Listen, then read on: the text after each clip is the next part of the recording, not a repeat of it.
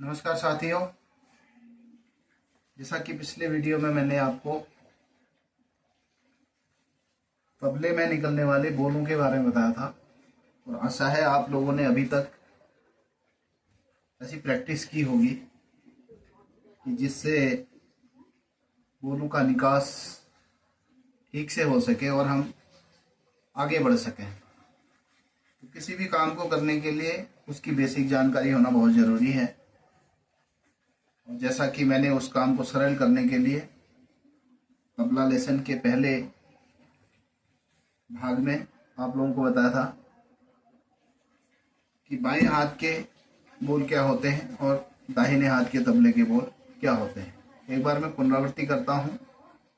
तो पिछले लेसन में इसके एक दो बोल छोड़ दिए थे। तो मैंने बताया था आपको कि चाटी पे जो है ना निकलता है और चाटी और लव के बीच में ता बोल निकलता है और लव और शाई के बीच में तीन बोल निकलता है।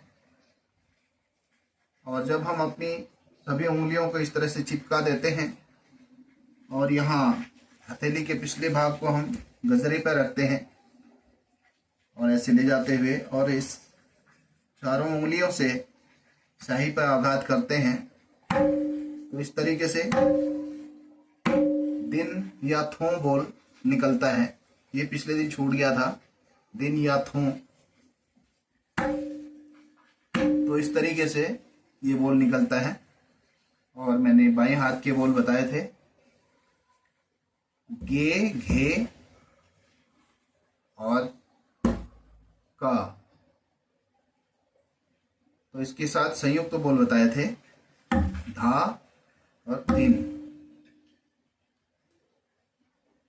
तो विश्वास है कि आप लोगों ने बहुत तैयारी की होगी कि हम तबला बजाना कैसे सीखें। तो आज के लेसन में जो पिछले दिन हमने बोल बताए थे, संयुक्त बोल धा, धिन, गे, घे, का, ना, तिन, ये सब बोलों को मिला करके आज हम एक ताल की तरफ जाएंगे। वैसे तो तबला सीखने के लिए अपने हाथ को अच्छा बनाने के लिए विद्वानों ने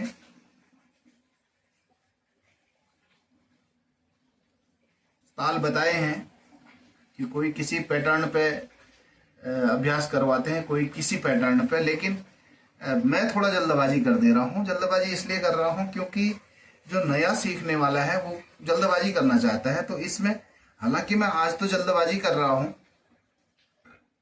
लेकिन आना वही है कि हमारा हाथ कहीं से सधे, उसके बाद हम आगे बढ़ें।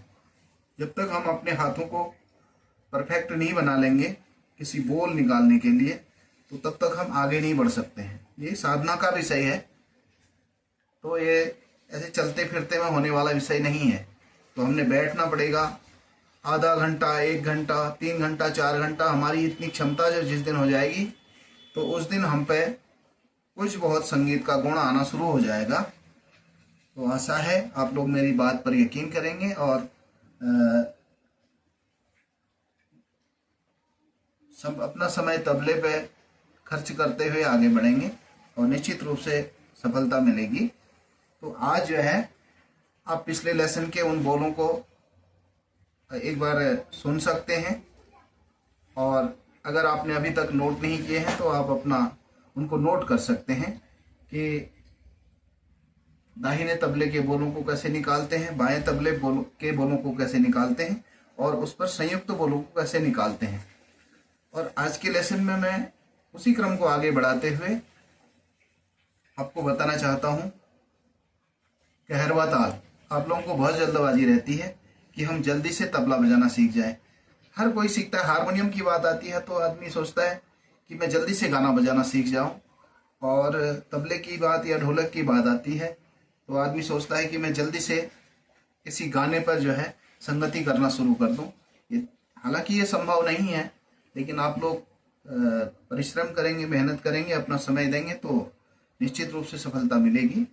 और आपका ध्यान पिछले वीडियो की तरफ ले गया था मैं, तो वहाँ से आगे निकल के आते हैं।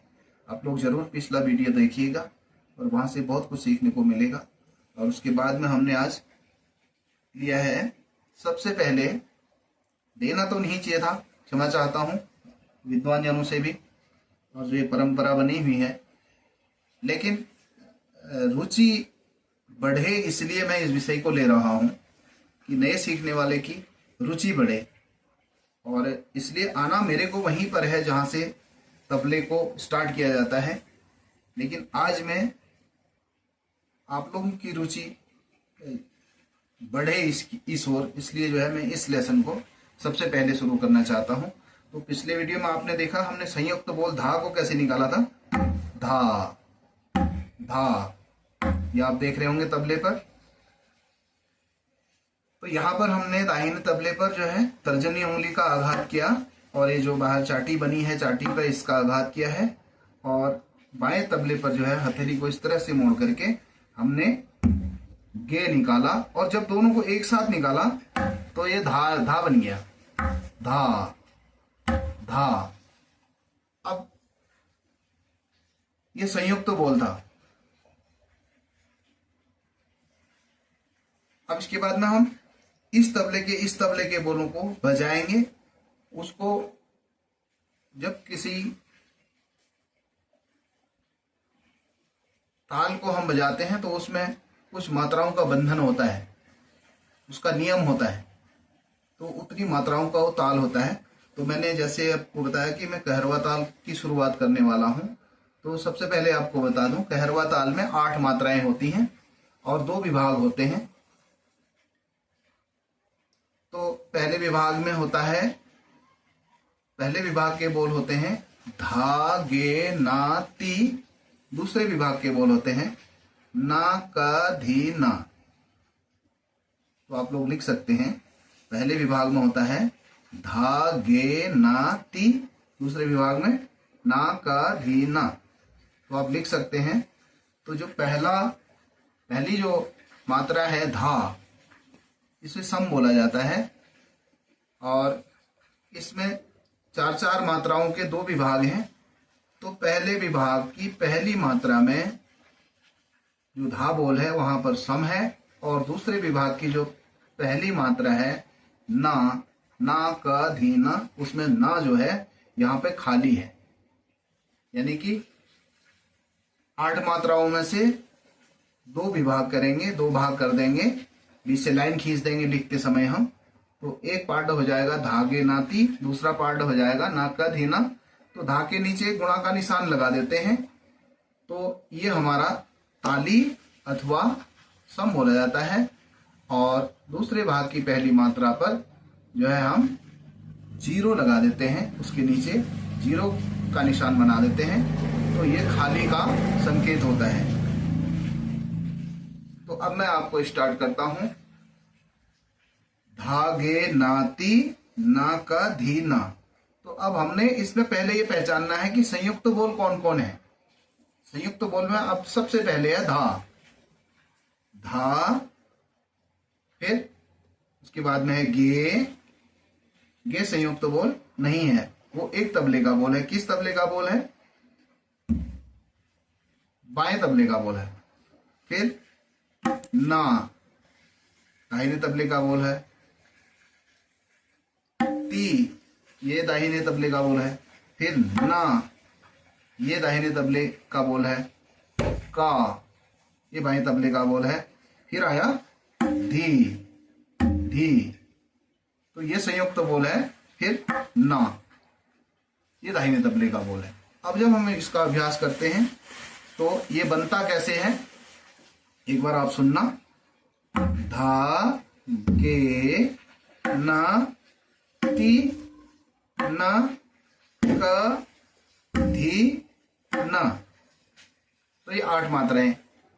अभी उटपटांग जैसा लग रहा होगा, अटपटा जैसा, क्योंकि अभी जो है ये काफी विलंबित हो रहा है, बिखरा हुआ सा है।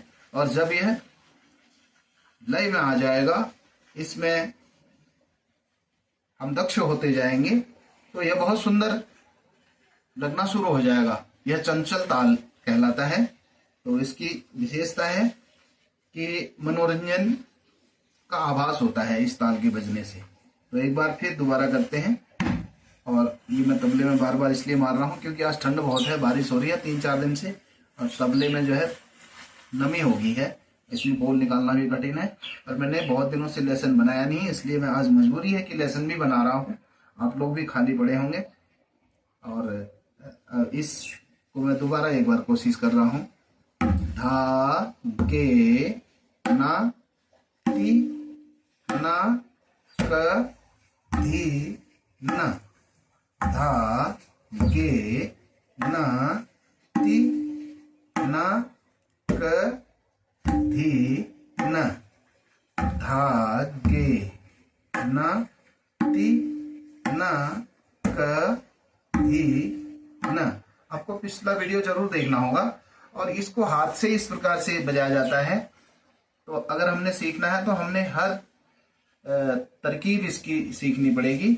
अब जैसे मैंने आपको बताया कि पहली मात्रा जो है सम है, यानी कि उसमें ताली है और 2 विभाग हैं। तो एक बार हम बोलेंगे धागे नाती। अब इसको हमने हाथ से संकेत से कैसे बताना है कि यह ताल 8 मात्रा का है। तो इसके लिए पहली मात्रा को हमने क्या कहा, ताली। तो धा गे ना ती ना का धी ना। तो आपको समझ में आ रहा है। तो 2 विभाग हैं। पहली 4 मात्राओं को हम ताली के साथ दिखाते हैं और दूसरी 4 मात्राओं को थाली के साथ दिखाते हैं। और उसको प्रैक्टिकल के रूप में हाथ पर इस तरह से दिखाया जाता है। धा गे ना ती ना का धी ना, धा। तो इसी को तबले पर ये अभ्यास भी करेंगे और हाथ पे भी अभ्यास करेंगे। इससे हमें परिपक्वता आती रहेगी। तो देखते हैं एक बार। धा गे ना ती ना क धी ना। अब इस बार अभ्यास करते हैं कि पहले का 4 पार्ट बजाए, फिर दूसरा 4 पार्ट बजाए, 4 मात्राओं का पार्ट बजाए। धागे ना ती ना क धी ना, धागे ना तीन ना क धी ना, धागे ना तीन ना क धी ना, धागे ना तीन ना क धी ना, धागे ना तीन ना क धी ना, धागे ना तीन। 1 2 3 4 5 6 7 8, 1 2 3 4 5 6 7 8। तो इस तरह से हम 8 मात्राओं का ताल है, तो 8 मात्राओं का अभ्यास करेंगे।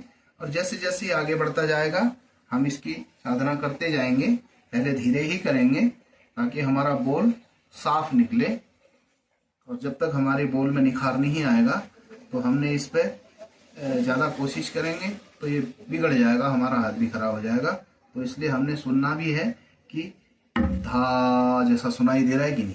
धा गे ना ती ना का धी ना। तो जैसे इसको हम विस्तार करते हैं तो ये बड़ा सुंदर सा लगने लग जाता है। और खाली बैठा हुआ आदमी उसका नृत्य करने का मन करेगा, झूमने लग जाएगा। ये इस ताल की चंचलता है, विशेषता है। एक बार फिर देखते हैं।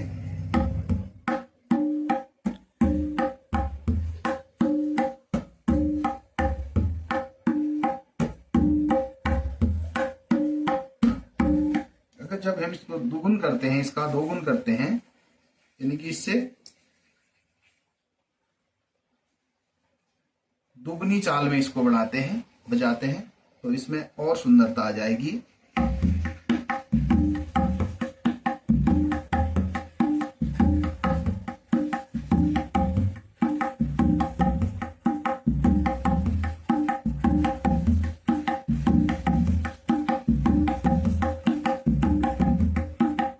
धागे ना तीन कदीना, धागे ना तीन कदीना, आगे ना, तीना कभी ना, आगे ना, तीना कभी ना। तो इस प्रकार से तो त्रिगुण चौगुण ऐसे इसका अभ्यास करेंगे। और जैसे अगले वीडियो में फिर मिलते हैं, तब तक के लिए नमस्कार।